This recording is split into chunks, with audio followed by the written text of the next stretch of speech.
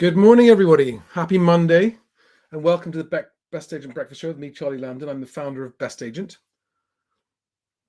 Hope you got a coffee handy, and hope you had a good weekend. I had a lovely, lazy weekend at home. Didn't leave the house for the whole weekend. After 2 weeks on the road, it was really nice just to relax and get myself back together before I hit the road again today. Back up to London today. I've got 4 appointments in London today and tomorrow. Back down here in Devon tomorrow evening. But without further ado, let us crack straight into... oh yes, my mother's birthday today. Hello, Mum. Happy birthday. I'll give you a call later. One of a very large part of my audience is my mother, obviously. But let me get straight into today's top story. So quickly cover the top stories on the other two sites and then get to this one. So on EAT, the top story today on EAT is that portals suggesting that transactions are taking longer. I don't think this is a big surprise to anybody, and I wanted to back up that actually our best agent data has also shown a significant increase in the last couple of weeks of the number of properties advertising price reductions. And it's the first time we've seen that for a while. So there is a marked increase in the number of properties every week that are having price reductions and still up there for sale.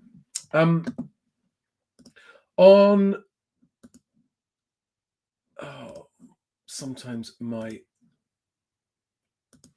system lets me down here. I wanted to share a quick story with you from The Negotiator because they are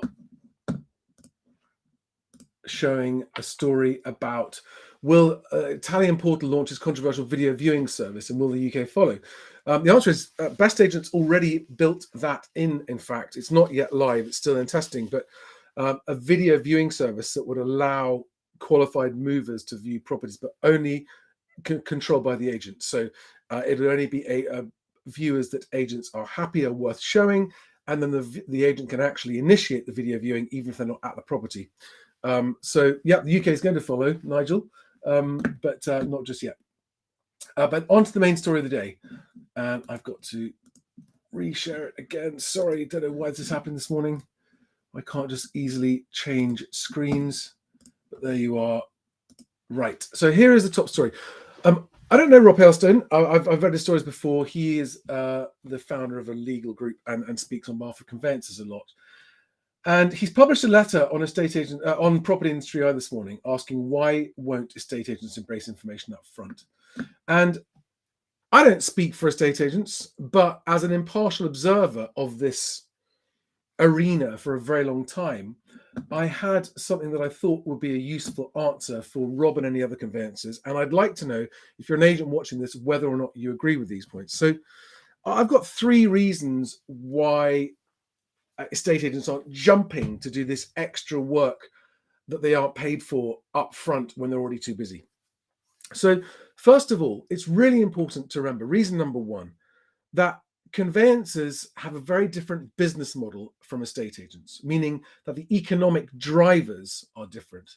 The economics driving your decisions are different and driving your priorities are different. So estate agents have very different priorities to conveyancers because estate agents are working for nothing unless a deal completes.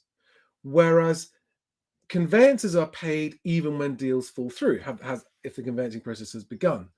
And that creates a very different set of priorities in someone's mind, in a business's priorities, and for its staff.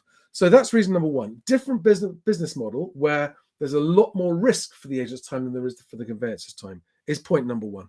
It's nobody's fault. This is just an impartial observation. Point number 2.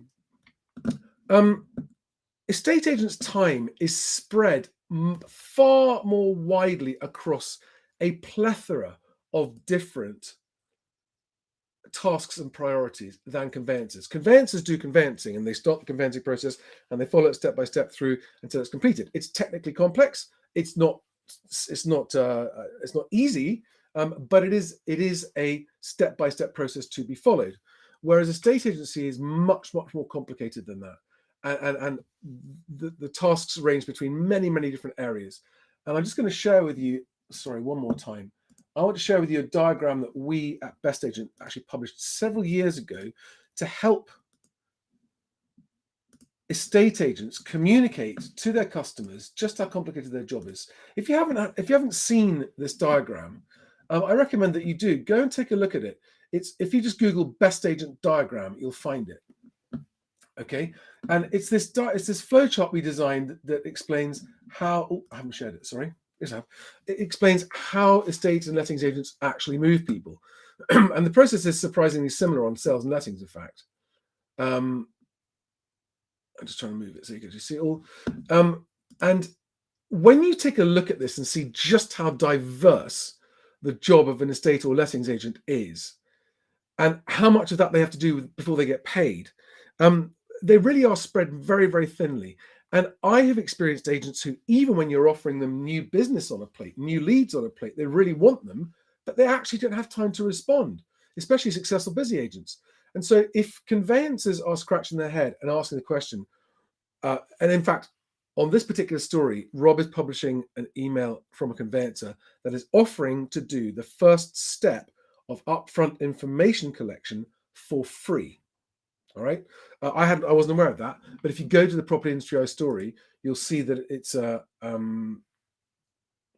these conveyancers will visit the property and prepare a free report into what should happen to get things ready for when a buyer is found. Now, obviously, they're doing that because they either hope or are expected to get the conveyancing work for that. And that brings me on to my third reason why agents may not necessarily jump at free offerings from conveyancers. And it ties in with the first reason, the different business model. Agents take a huge amount of risk, and agents' income is the risk of whether they get paid or not is based a lot on people outside their control, right? If a conveyancer does a bad job and drops the ball, as a result of which the deal falls through, then the agent has lost that fee through no fault of their own. And so I think agents are probably getting increasingly more careful about the choice of conveyancer. And just because you offer an upfront free service to start getting the seller on the process doesn't automatically mean that you're going to get that agent's business or that agent's going to recommend you to their clients. I don't know whether or not that company's conveyancing service is any good or not. Now, it's worth pointing out that I think conveyancers also have a very, very valid argument that a lot of frustration happens in their dealings with agents, because we all know that a lot of agents, not all, but a lot of agents are pretty shaky when it comes to how good their communications are, how reliable, how prompt, how comprehensive, and how clear their communications are. And I know that that makes a conveyancer's job much more difficult. And often conveyancers are waiting on agents to chase people, and they have to wait for them to get back. So I can see both sides of this argument. But in answer to Rob Hailstone's question, why aren't agents jumping at this free service to help get upfront information ready? Well, they have a very, very different working life from conveyancers. This is the first time I've heard of conveyancers doing anything for free. You have a different business model leading to different priorities. Agents' time is spread more thinly, and they often just don't have extra time at that process to do an extra task to help get a seller's upfront information on board. Even if it makes sense to do so, that doesn't mean agents have automatically got time. And number three, the quality of conveyancer has a direct impact on an agent's income. And I, as an impartial observer of the estate agent versus conveyancing debate, make the following observations.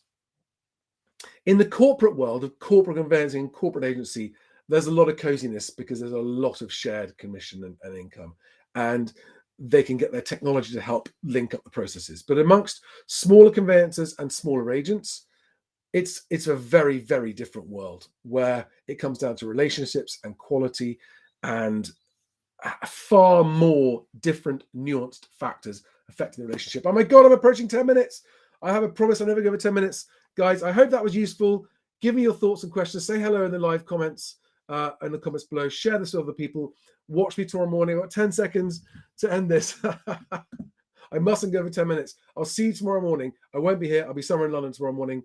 Have a great Monday.